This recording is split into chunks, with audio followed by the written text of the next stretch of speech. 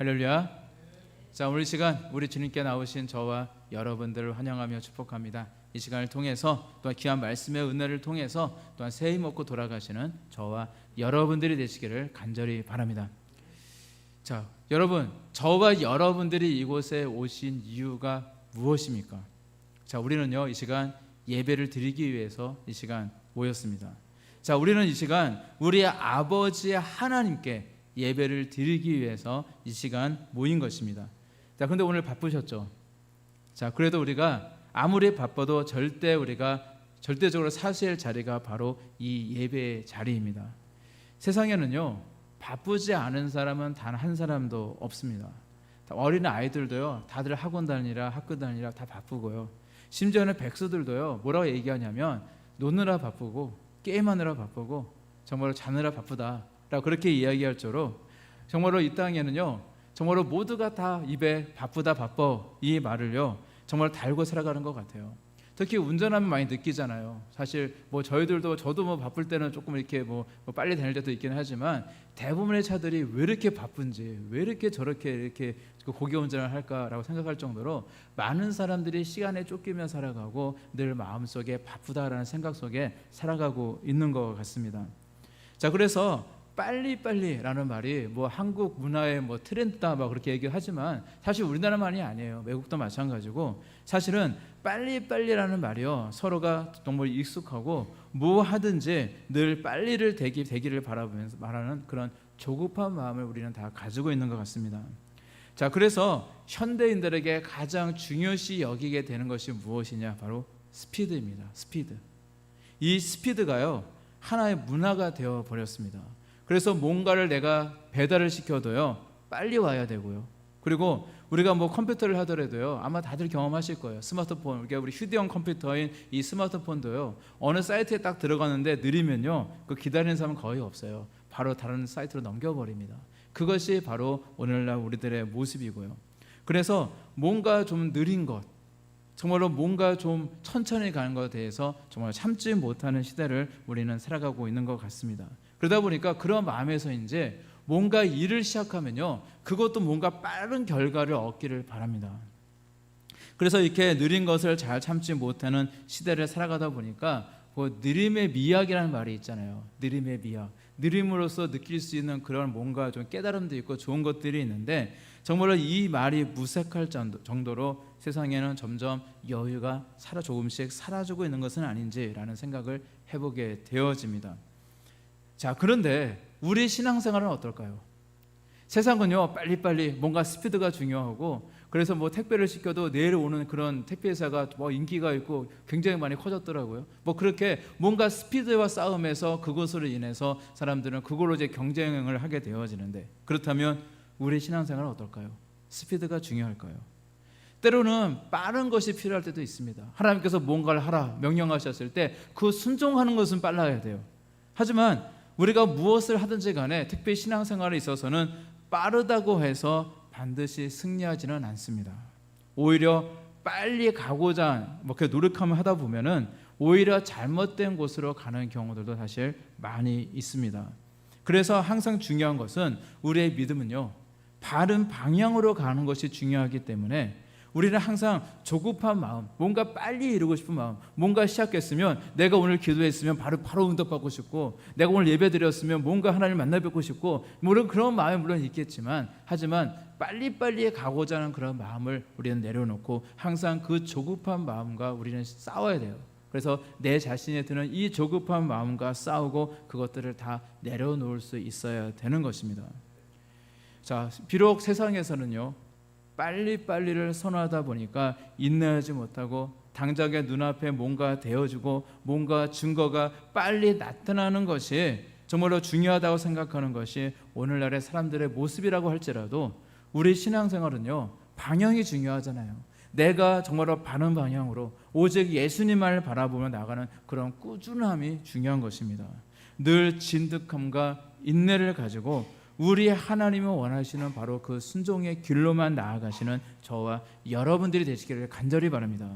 그래서 오늘처럼 우리는요 예배의 자리를 사수하고요 늘 주어진 자리에서 기도의 자리를 우리가 사수하면서 우리 하나님만을 바라보며 정말로 진득하게 우리 주님만을 바라보며 나아가는 모습이 가장 귀하고 중요한 줄로 믿습니다. 자, 그리고 또 한 가지, 우리가 신앙생활을 잘하기 위해서 생각해야 될 것이 있다면 바로 우리의 신앙생활은 머리로만 하는 것이 절대 아니라는 사실입니다. 사실 우리는 다 알고 있거든요. 이미 머리로는요, 무엇이 정답인지를 아마 다 알고 계실 것입니다. 당연히 기도해야죠. 예배 드려야죠. 말씀 읽어야죠. 하나님의 뜻이라면 순종해야죠. 인내해야죠. 이렇게 신앙생활의 가장 기본적인 것들은 우리는 잘 해야 된다는 사실을 우리는 너무 잘 알고 있습니다. 그런데 자, 우리가 이러한 신앙생활의 기본을 알고는 있지만 잘 못하게 하는, 그것을 우리가 실천하지 못하게 하는 수많은 이유들이 있을 겁니다. 바쁘기 때문에, 바빠서요, 오늘 일하느라 너무 피곤해서요, 기타 등등. 우리는요, 우리 신앙생활의 이 기본적인 것을 잘하지 못하는 이유에 대해서 우리가 말하라고 하면 아마 수십 개, 수백 개라면 들 수 있으실 것 같아요. 그래서 우리는요, 머리로만 아는 것에 만족해서는 안 됩니다. 그 생각이 열매를 맺기 위해서는 반드시 실천이 있어야 되는 것입니다. 야고보 사도는요, 이런 말씀을 했습니다. 야고보서 2장 16절 17절 말씀에 이렇게 말씀합니다. 너희 중에 누구든지 그에게 이르되 평안히 가라, 덥게 하라, 배부르게 하라 하며 그 몸에 쓸 것을 주지 아니하면 무슨 유익이 있으려. 이와 같이 행함이 없는 믿음은 그 자체가 죽은 것이라 말씀하고 있습니다. 행함이 없으면 죽었다고 말씀하고 있어요. 옆에 어떤 사람이요, 헐벗고 있고 정말로 가난한 어떤 사람이 있는데 정말 그 사람에게 필요한 것은 지금 도움의 손길인데 그 옆에서 그 사람에게 말로만 당신 평안하기를 바랍니다. 몸 좀 따뜻하게 하세요. 뭐 좀 먹을 거 가지고 뭐 좀 드세요. 라고 이야기하면서 아무것도 먹을 것도 주지 않고 덮을 담요도 주지 않고 정말로 아무것도 주지 않는다면 그 사람에게는 아무런 도움도 되지 않습니다. 마치 이와 같이요, 우리가 생각으로만 말로만 예배 드려야지, 내가 기도해야지 라고 한다고 하더라도요, 실제로 내가 예배의 자리에 나오지 않고 내가 기도의 자리를 내가 사수하지 않는다면 아무런 소용이 없는 것입니다. 아무런 열매가 없다는 것입니다. 그래서 행함이 없는 믿음은 그 자체가 죽은 것이다 라고 야고보 사도는 말씀하고 있는 것입니다. 그래서 실천이 중요합니다.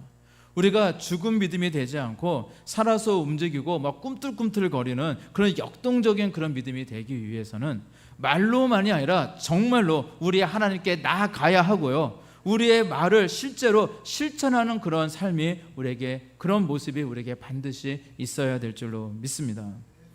자, 그런데 우리가 왜 실천을 하지 못할까요?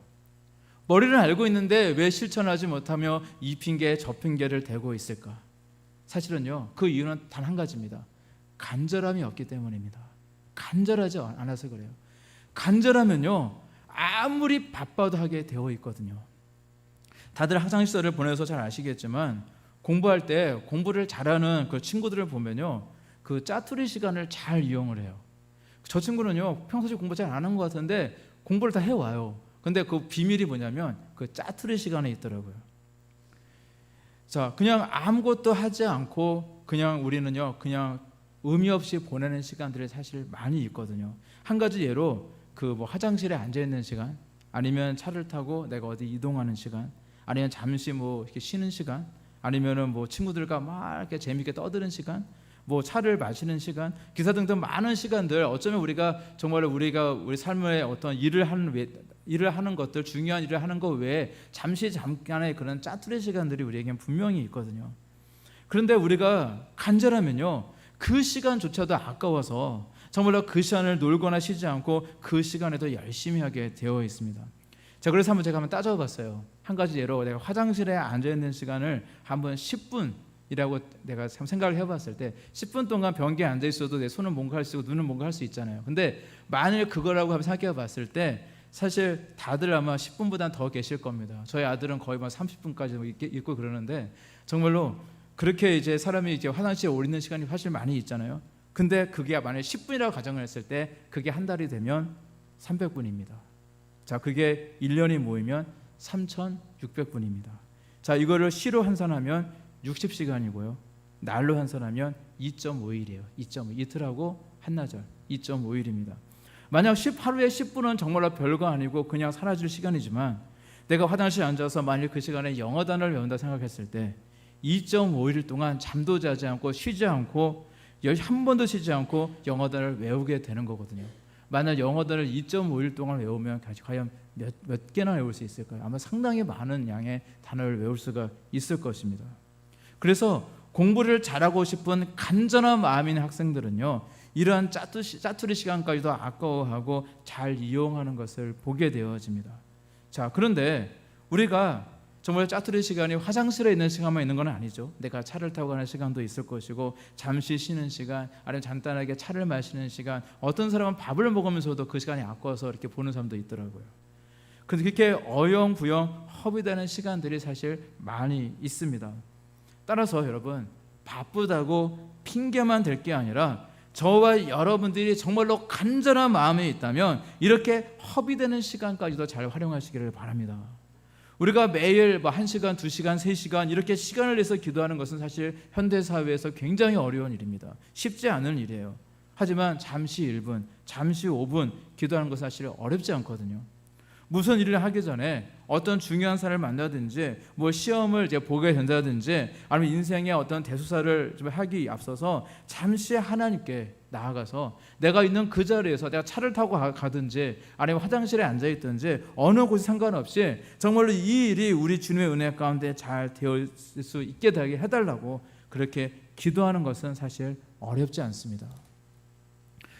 특이한 일이 만약 없는 날에도요, 정말 오늘 하루 주님 안에서 승리하는 삶을 살게 해달라고, 늘 하나님이 원하시는 삶을 살게 해달라고 이렇게 잠시 동안 기도하는 건요, 내가 지혜를 주셔서 정말로 지혜롭게 살게 해달라고, 건강하게 해달라고 기타 등등 내가 잠깐 기도하는 것은 절대 어렵지 않습니다. 매일 늘 삶 속에서 우리가 이러한 간절한 마음만 있다면 아침에 잠깐 눈을 떴을 때 그때 기도할 수도 있고요, 아니면 내가 직장을 가는 그 대중교통 안에서도 그때 기도할 수도 있고요, 아니면 길을 가다가 잠깐 화장실에 들려서는데, 아니면 공원 벤치에 앉아서 누가 눈 감고 있다고 누가 뭐라고 합니까? 그러니까 기타 등등 정말로 어느 곳에든지 우리는 짜투리 시간을 이용해서 기도할 수가 있는 것입니다. 중요한 것은요, 우리의 간절함인 겁니다. 그만큼의 간절함이 우리에게 있어야 된다는 것입니다. 하나님과 동행하는 삶은요, 그렇게 멀리 있는 것이 아닙니다. 그냥 교회에 꼭 나와야 되고, 교회에서 매일 1시간, 2시간 해야 기도하고, 새벽 기도를 늘 나와야 되고, 정말 우리가 형평상 그렇게 하지 못하는 경우들이 많이 있잖아요.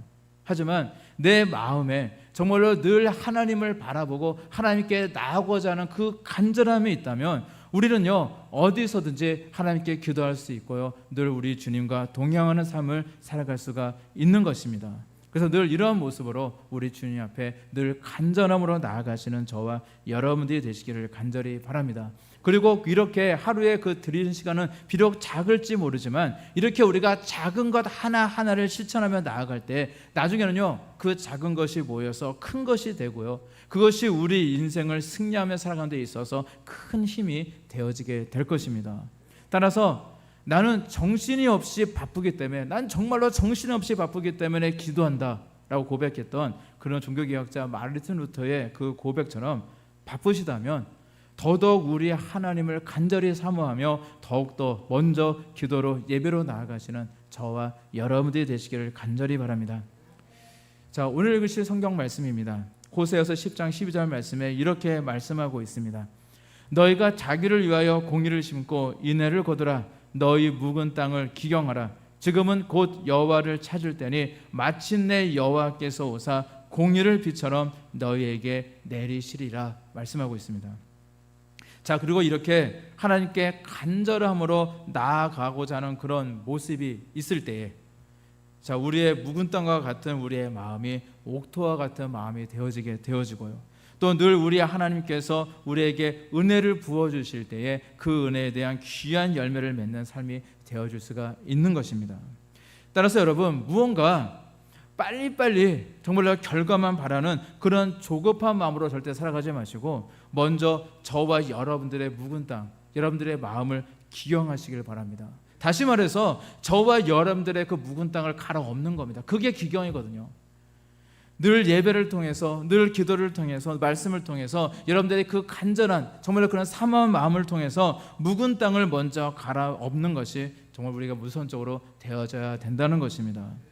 자, 그런데 오늘 말씀에서 이 묵은 땅이란 이제 버려진 땅 그리고 굳어진 땅을 가리킵니다.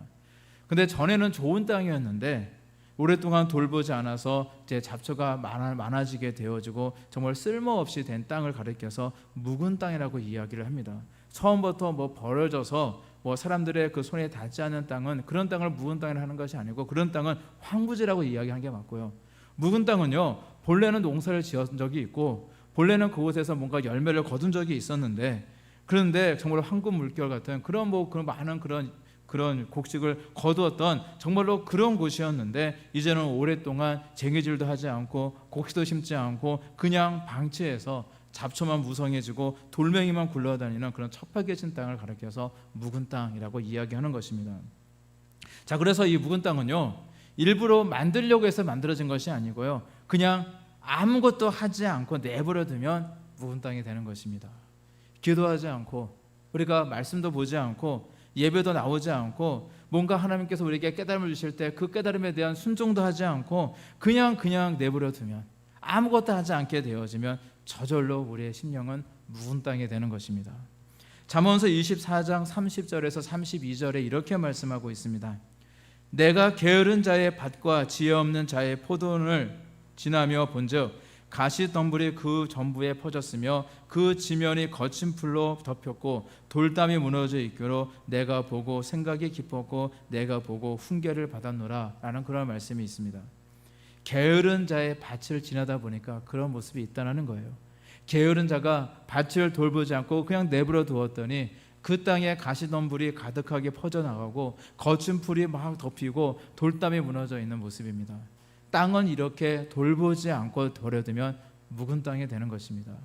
그래서 우리가 신앙생활에 게을리하게 되어지면 자연스럽게 우리도 또한 묵은 땅이 되는 것입니다. 그래서 우리는 매일매일 하나님께 기도하며 나아가야 되는 것입니다. 매일매일 하나님의 은혜를 사모하며 나아가는 것입니다. 시간이 없으면 정말로 짜투리 시간을 이용하지 않은 그런 간절함이 우리에게 있어야 된다는 것입니다. 그렇다면 오늘 우리의 모습은 어떻습니까? 전에는 말씀을 듣고 순종하고 신앙의 열매를 맺고 감사와 찬송이 넘치고 정말 하나님을 기쁘시게 하는 사람이었는데, 지금은 묵은 땅처럼 마음이 이미 굳어졌고 무뎌지지는 않았습니까? 우리의 마음에 좋은 싹이 두고 마치 우리가 성경에 9가지 열매가 있잖아요. 그런 좋은 열매가 맺혀지는 것이 아니라 전혀 가꾸지 않아서 많이 잡초같이 쓸데없는 정말로 그런 모습, 원망이라든지 불평, 분노, 혈기, 미움, 악한 생각들이 혹시 잡초처럼 여러분들의 심령에 자라나고 있지는 않습니까?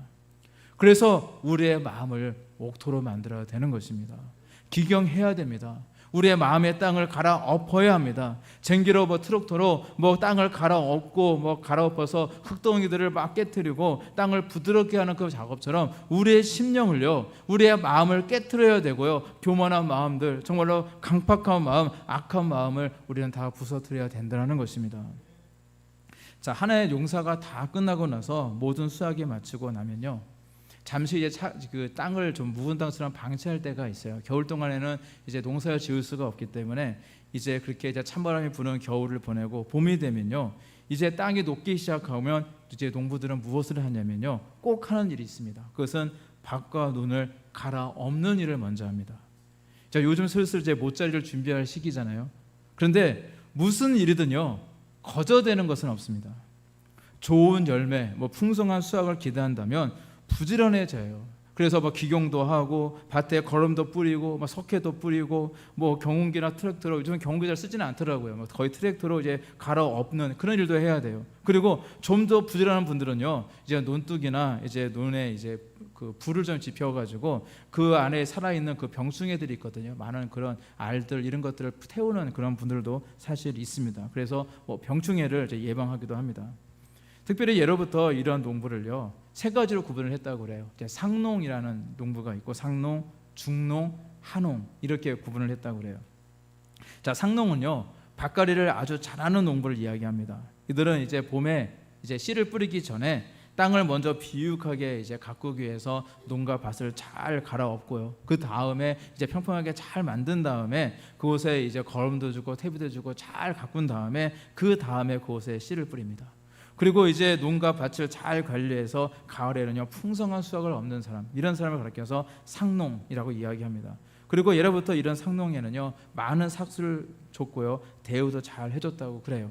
자, 그리고 중농은 이 상농에는 미치지는 않지만은 그래도 곡식을 제일 잘 그리고 가꾸는 그런 사람들, 그런 농사꾼을 일컫는다 그래요. 이들은 때를 맞춰서 김매기도 잘하고요. 가뭄과 홍수를 만나면 이 피해를 이제 입지 않도록 열심히 그 농가 밭을 잘 관리를 합니다. 자, 그런데 이 한홍이라는 사람들이 있어요. 자, 이분들은요 게으른 농사꾼을 이야기합니다. 이들은요 겨울 내내 뭔가 뭘 하냐면 겨울 내내 뭐 노름에 미쳐 이렇게 살다가 이제 봄이 되면요 제대로 일을 하지 않습니다. 발을 갈아서 옥토를 만들지 않고 그냥 대충대충 씨도 대충대충 뿌리고 그리고 대충대충 일을 하는 둥 마는 둥 해놓고는 어디선가 이제 빈둥빈둥 놀다가 뒤늦게 와서 이제 사기나 받으려고 합니다. 자, 그래서 이 한웅은요 그 땅 주인에게 이제 인정도 받지 못하고 제접도 잘 받을 수가 없는 것입니다. 자, 이처럼 그 농부가 상농이냐 중농이냐 한농이냐 따라서 그 품삯이나 대우가 완전히 달랐던 것을 보게 되어집니다. 여러분, 만일 저와 여러분들을 농부에 비유한다면 여러분들은 어떤 농부에 해당하고 있는 것 같습니다. 하나님께서 저와 여러분들에게 인생이라고 하는 귀한 밭을 주셨거든요. 그리고 여러분들 개인에게 말씀과 언약이라고 하는 귀한 씨앗을 나눠주셨습니다. 그래서 우리도요 영적인 상농이 되어야 됩니다. 밭을 잘 일구고 씨앗을 잘 심고 가꾸어 나가야 되는 것입니다. 우리가 주님 안에서 이렇게 열심을 내고 우리가 부지런해질 때 우리 하나님께서도 저와 여러분들을 인정해 주시고 귀한 열매로 더해 주실 줄로 믿습니다. 자, 우리 예수님께서는요 씨 뿌리는 자의 비유를 통해서 우리의 그 심령의 밭에 대해서 이제 4가지 형태가 있다는 것을 말씀해 주셨습니다. 첫째는요 길가와 같은 마음이 있고요, 두 번째는 돌짝밭과 같은 마음이 있고, 셋째는 가시떨기와 같은 마음, 네 번째는 옥토와 같은 그런 마음이 있습니다. 자, 첫째로 길가와 같은 마음은요 이미 심령이요 딱딱하게 굳어져 있어서 죄로 말미암아 더 굳어져서 이 세상의 때로 완전히 또한 굳어져서 말씀의 씨앗을 곳에 심어도요 그 말씀의 씨앗이 그 뿌리도 내리지 못하고 바로 말라버리는, 사라지게 되어지는 그런 마음입니다. 자, 둘째로 돌짝밭 같은 마음은요 처음에 그곳에 말씀의 씨앗을 심었을 때 싹은 납니다. 뭔가 믿음이 생기는 것 같고 은혜가 있어 보입니다. 그런데 이 돌 때문에 뿌리를 깊이 내리지 못하다 보니까 뭔가 강한 햇살과 같은 뭔가 연단과 어려움이 찾아올 때 금방 시들어 버립니다. 조금만 어려워도 아이고 하면서 그 믿음이 어디론가 금세 사라져 버리는 모습이 바로 돌짝밭과 같은 그런 마음입니다. 세 번째로 가시떨기와 같은 마음은요 말씀의 씨앗이 심어졌을 때, 뿌려졌을 때 싹이 납니다. 뿌리도 내립니다. 뭔가 믿음이 생긴 것 같고 은혜도 막 충만한 것 같아요. 그런데 가시떨기가 가로막고 있잖아요. 세상의 염려와 근심과 뭔가 유혹이 가로막고 있어서 더 이상 그 믿음이 성장하지 못하는 모습을 이야기하고 있는 것입니다. 이런 길가와 같고 돌짝밭과 같고 가시떨기와 같은 이런 마음이 바로 묵은 땅인 것입니다. 이런 묵은 땅에서는 절대 좋은 열매를 맺을 수도 없고 그를 기대할 수도 없습니다. 그래서 우리는 갈아엎어야 됩니다. 딱딱한 땅도요 다 갈아엎고요, 돌짝밭도 완전히 다 갈아엎고 정말 돌도 막 주워내야 되고요, 가시떨기 밭도 그 가시떨기와 함께 다 갈아엎어 버려야 됩니다. 그래서 옥토와 같은 마음으로 만들어야 되는 줄로 믿습니다. 우리 예수님의 말씀처럼 저와 여러분들의 마음이 바로 이러한 옥토와 같은 마음이 되어서 우리 주님이 주시는 이 말씀과 언약의 씨앗이 뿌려지게 되어졌을 때, 특별히 저와 여러분들 할 것인 이 돌이 비전, 이 돌이 언약이라고 하는 이 언약의 씨앗이 딱 뿌려졌을 때에 30배, 60배, 100배의 귀한 결실을 맺을 수 있는 저와 여러분들이 되시기를 간절히 바랍니다. 자, 오늘 읽으실 12절 말씀 다시 읽어드리겠습니다. 너희 묵은 땅을 기경하라. 지금이 곧 여호와를 찾을 때니 마침내 여호와께서 오사 공의를 비처럼 너희에게 내리시리라 말씀하고 있습니다. 자, 우리 하나님께서 저와 여러분들의 마음의 밭을 갈아엎으라라고 말씀하시는 이유는요, 바로 여호와 하나님의 공의를 비처럼 내려주시기 위해서입니다. 다시 말해서 저와 여러분들의 복을 주시고 싶으셔서 우리 하나님께서 먼저 너희의 묵은 땅을 기경하라라고 명령하고 계신 것입니다. 자, 어느 기관에서 그 목사님들에게 이 목회를 하면서 가장 힘든 것이 무엇이냐라고 하는 설문조사를 한 적이 있습니다. 자, 그런데 제일 많은 답변이 무엇인지 아십니까? 자, 목사님들은요, 아무래도 한결같이 경제적인 어려움이 또 있고요, 그리고 목회적인 피곤함도 있을 것이고, 또 이제 인간관계의 그런 교인들과 관계 속에서 인간관계 때문에 겪는 그런 어려움들도 사실 있을 겁니다. 그런데 그 목회자 중에서 목회자들에게 가장 힘든 것이 무엇이냐라고 물어봤더니 경제적인 어려움을 얘기하지도 않고 피곤함이나 인간관계도 아니었습니다. 무엇이냐면 말씀을 듣는 성도들의 변하지 않는 모습, 이것이 가장 자신을 힘들게 한다라는 그런 대답을 했다고 그래요. 자신은요, 이 말씀으로 먹이고 양육하기 위해서 정말로 무던히도 노력하고 애를 쓰는데 정작 말씀을 먹고 자라야 될 성도들의 마음이요, 묵은 땅과 같아서 목사님들이 목을 쉬어라 하고 그냥 외치고 정말 하나님의 말씀을 선포를 해도 아무런 열매도 없고요, 그저 힘만 빠진다는 겁니다. 계속 교인들이 변하지 않는 모습을 겪다 보면요, 그 주기가 보통 3년 정도에 오거든요. 그래서 목사님들이 한 3년 정도 목회하다 보면은 이제 완전히 힘이 다 빠져가지고 그 목회적인 그 탈진이라고 할 수 있는데, 그래서 교회를 또 교회를 옮기고 그런 분들도 사실 많이 있어요. 물론 그것도 이겨내고 끝까지 분투하며 이제 해야 되는데 사실 지금의 현실이요, 좀 그런 것 같습니다. 이처럼 노력을 해도 아무런 열매를 맺을 수 없을 때 가장 힘들다라는 것입니다. 미국의 캠벨 모건이라는 목사님은요, 자신이 은퇴할 때 은퇴 그 설교에서 마지막으로 이런 이야기를 한 적이 있습니다. 평생 동안 나에게 가장 큰 고통을 준 것이 무엇인지 아십니까? 그것은 신앙생활에 변화가 없는 형식화된 교인들이었습니다.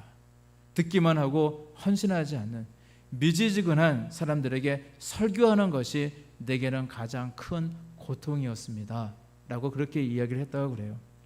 사실 교회에서 사역을 하면서 특별히 목사님들이, 많은 주회종들이 이제 강단에서 말씀을 선포할 때에 정말로, 물론 이제 그 중에는 사건 목사도 있어요. 그래서 정말로 그냥 말만 목사지 정말 교인들을 피를 빨아먹는, 정말로 교인들에게 형식적으로 거룩해 보이고 정말로 자기가 집에서나 어디서나 그 삶은 완전히 다른 정말로 그 직업적인 목사들, 정말 사건 목사들, 물론 그런 사람들도 있어요. 없는 건 아닙니다. 하지만 그런 사건 목사가 아닌 이상 성도들이 복을 받기를 원합니다. 하나님께 인정받는 신앙인들이 되기를 원하고 하나님께 응답받고 능력 있게 살기를 원합니다. 물론 저도 그것을 원합니다. 그래서 말씀을 드리는 거예요. 우리 하나님을 사모하시길 바랍니다.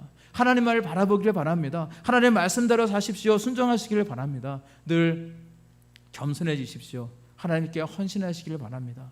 하나님께 심으시기를 바랍니다. 감사하시길 바랍니다. 충성하시길 바랍니다. 늘 봉사의 자리를 사모하시길 바랍니다. 기타 등등 많은 이야기들을 하겠죠.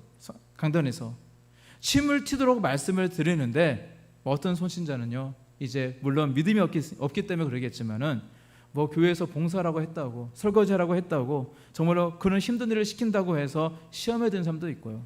어떤 이는요, 목사님이 강단에서 헌금하라고 했다고, 11조 하라고 했다고 교회에서 돈만 밝힌다, 그런 시험을 든 사람들도 사실 있다고 그래요. 물론 다 그런 건 아니겠지만은 그런 사람들도 있다고 그럽니다. 여러분, 우리의 주의 종들, 우리 전사님들도 있고 목사님들도 있고 앞으로 수많은 우리 교회에도 많은 목회자들이 있을 것인데, 그런 이제 주의 종들의 마음을 편안하게 해주시기를 바랍니다.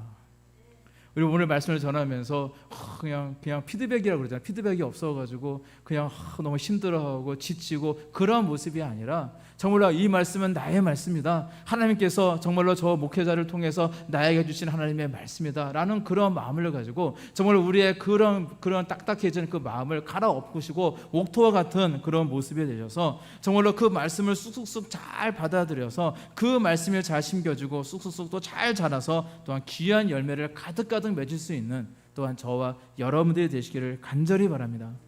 그래서 요엘 선지자는 이런 말씀을 한 적이 있어요. 요엘서 2장 12절 말씀을 보게 되어지니까 이렇게 말씀하고 있습니다. 여호와의 말씀에 너희는 이제라도 금식하고 울며 애통하고 마음을 다하여 내게로 돌아오라 하셨나니. 무슨 말이냐면요, 이제라도 행하라는 그런 말씀이에요. 이제라도 울며 애통하고 마음을 다하여 우리 주님께로 돌아오라라는 그런 말씀입니다. 과거에 좀 묵은 땅이어도 괜찮습니다.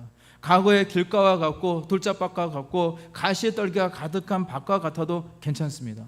왜냐하면 우리에겐 바로 오늘 이 시간이 있기 때문입니다. 바로 지금 갈아엎으면 되는 겁니다. 완전히 갈아엎고 새롭게 시작하면 되는 것입니다. 이제라도 과거의 것은 잊어버리시길 바랍니다. 주홍 같은 붉은 죄가 있으셨습니까? 다 잊으세요. 과거의 불순종의 모습, 교만한 모습, 죄악된 모습이 있습니까? 다 갈아엎어버리시기를 바랍니다. 우리는 이미 예수 그리스도 안에서 새로운 존재, 새로운 피조물이 되어진 줄로 믿습니다. 옛 자아는 이미 다 죽었습니다. 그러니까 이제 다 갈아엎으시고 우리 주님께 정말 온전히 나오셔서 오늘도 주님께 돌아오기를 원하시는 우리 하나님의 말씀을 들으시기를 바랍니다. 시편 126편 5절 6절 말씀에 이렇게 말씀하고 있습니다. 눈물을 흘리며 씨를 뿌리는 자는 기쁨으로 거두리로다. 울며 씨를 뿌리러 나아가는 자는 반드시 기쁨으로 그 곡식단을 가지고 돌아오리로다 말씀하고 있습니다. 우리 주님께 나와 묵은 땅을 기경하는 일은 사실 쉬운 일은 아닐 겁니다. 내 자신을 하나님께 다 내려놓아야 되고요. 나의 그 옛 자아, 하나님께 불순종하던 나의 옛 모습들, 그 모습들을 다 내려놔야 되고요. 눈물로 하나님께 나아갈 때, 그럴 때 비로소 가능한 것입니다. 그러나 그 눈물 뒤에는 반드시 기쁨의 수확이 있다는 사실, 여러분들 믿으시고 기억하시기를 바랍니다. 우리의 과거의 묵은 땅과 같았던 죄악된 모습은 이제 다 벗어던지고요, 우리 주님께 다 자복하시고 회개하시고 다 갈아엎으시고 다시 새롭게 시작하시기를 바랍니다. 하나님의 역사는 바로 여기에서부터 시작하는 것입니다. 내가 준비가 되었을 때 우리 하나님께서도 일하십니다. 에스라 10장 말씀을 보게 되어지면 그동안 그 유다 백성들이 나라를 잃고 나서 이제 바벨론의 포로로 끌려가기도 했고, 이제 바사 제국이 이 페르시아 시대 때는 이제는 그 보국으로 돌아오기는 했지만 여전히 그 통치를 받고 살아가면서 그들은요, 하나님의 말씀을 점점 잊어버리게 되어집니다. 그래서 하나님의 말씀대로 살지 못했고, 특별히 하나님이 금지하셨던 그 이방 여인들과의 그 혼인을 해서 살아가던 그런 시절이 있었습니다. 그때 하나님의 말씀을 이제 가르쳤던 학사 겸 선지자였던 이 에스라가 그들을 깨우치거든요. 하나님의 말씀을 떠나 살아갔던 그들의 잘못을, 정말 하나님의 말씀을 낭독하면서 이제 그들에게 하나님의 말씀을 가르치게 되어지는데, 특별히 에스라가 전해준 이 하나님의 말씀을 통해서 유다 백성들은요, 그들이 그동안 하나님의 말씀에 불순종하여서 이방 여인들을 아내로 취했고, 또 그 이방 여인들이 섬겼던 그 우상신을 섬겼던 그런 죄악들을 깨닫게 되어지고요, 그 자리에서 하나님의 전 앞에서 엎드려서 울며 기도하며 죄를 자복하며 이에 많은 백성들도 함께 심히 통곡하며 회개했던 역사가 있습니다. 그리고 그들은요, 모두가 하나님의 말씀대로 살기로 결단을 했고, 이방 여인들과 그리고 아내들과 자식들을요 다 친정으로 돌려보내고 그 관계를 완전히 끊어버렸던 사건이 있습니다. 이게 뭐냐면 이스라엘 백성들, 유다 백성들의 어떤 종교 개혁과 같은 일이었고, 이 종교 개혁의 이 사건, 에스라의 종교 개혁이라고 이야기를 하는데, 이 사건을 통해서 정말로 오랜 세월 동안 하나님의 말씀에 순종하지 못하였던 그 자신들의 묵은 땅을 기경하게 되었고, 또한 그들은 정말로 그 기경하면서 회개하며 하나님께 돌아오는 이 역사를 통해서 유대 땅에 새로운 부흥이 시작되었던 것입니다. 역사적으로 완전히 사라질 수밖에 없었던 그들이었어요. 유대 민족은 완전히 역사 속에 묻혀지고 사라질 수밖에 없는 그들이었는데, 다시금 그들이 하나님께 다시 돌아오게 되었을 때 그들은요 새로운 부흥을 맞이하게 되어집니다. 그리고 그들은 이렇게 하나님께 다시금 나와왔고, 훗날 그 민족 가운데 우리 주님이신 예수 그리스도가 오시게 되신 것입니다. 하나님의 역사는요 바로 지금부터 시작하는 것입니다. 우리의 묵은 땅을 기경하는 것부터, 묵은 땅을 정말로 뒤엎어 버리는 것부터 시작되는 것입니다. 여러분들에게 어떠한 열매가 있기를 원하십니까? 가난한 자에게는 물론 부유함의 열매가 있기를 원하실 것이고, 병든 자들에게는 분명히 치유함의 열매가 있기를 원하시고, 악한 영에 사로잡힌 분들은 이 악한 영이 빨리 떠나가고 하나님의 거룩한 자녀답게 살아가는 그런 열매가 있기를 원하실 것입니다.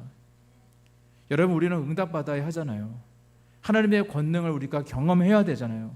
그래서 나를 아는 수많은 사람들에게 당당히 우리 하나님의 살아계심을 또 증거해야 되잖아요.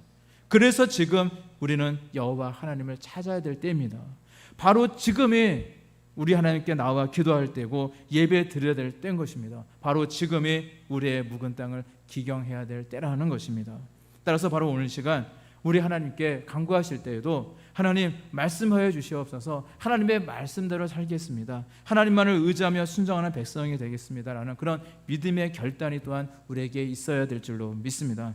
자, 그래서 우리 주님이 우리에게 주신 언약의 말씀, 이게 도리 비전, 이게 굉장한 언약의 말씀인데, 이 말씀이 저와 여러분들의 심령 가운데 또 우리의 삶 가운데 귀한 결실을 맺어서 수많은 이들에게 우리 주님의 살아계심을 증거하시고 하나님의 자녀답게 능력 있게 살아가시는 저와 여러분들이 되시기를 우리 주님의 이름으로 간절히 축원합니다. 기도하시겠습니다.